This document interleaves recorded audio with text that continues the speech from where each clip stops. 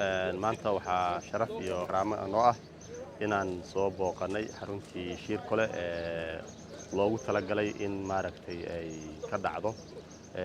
in odayadii reer Galmudug ee qaban lahaa shaqadii dib u dhisidda maamulka Galmudug oo bilaaw u ah in maamul loo dhan yahay laga dhisay Galmudug aan soo booqannay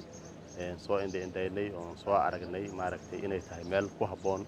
in maaragtay lagu qaban karo oo odayaashii la deji karo oo maaragtay ay ka dhici karto doorashadii iyo dhammaan dhamaystirkii maamulka Galmudug aad bay noo cajibisay wixii aan soo aragnay waana wax maaragtay lagu farxo mahadaasna waxaa iska leh maaragtay dowladda federaalka ah oo qayb lixaad ka qaadatay in maamul Galmudug oo dhamaystiran dib loo dhiso waan u mahad celinaynaa shacabka Galmudugna waxay u hayaan maaragtay abaal iyo reynreyn wayna ka mahad celinayaan hadda kale waxaan u jeedinayaa shacabka Galmudug ee ayaguna iska xil saaray in ay maaragtay maamulkan inay dhistaan gacmahooda la soo galay qayb ka qaatay ka shaqeeyay muujiyay bisayl soo dhaweyn iyo inay rabaan maaragtay maamul ka turjuba rabitaankooda ayagana waan u mahad celinaynaa maaragtay waxayna noo tahay farax iyo sharaf iyo karaamo in maaragtay reer Galmudug ay fahmeen muhiimadda ay leedahay maamul iyo dawladnimo waa wax lagu farxo oo maaragtay aad iyo aad u qiimo badan hadda wixii ka dambeeyana waxaan gelaynaa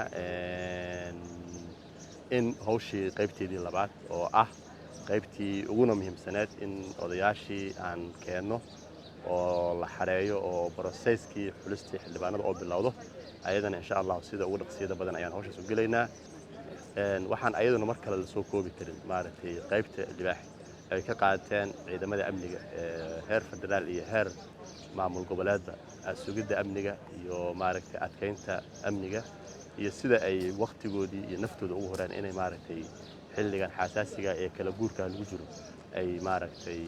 qayb libax ka qaataan ayagana mahad ballaaran ayaa u jeedinaynaa waxaan rajaynaynaa wax yar ka noo dhiman haddii Ilaahay yiraahdo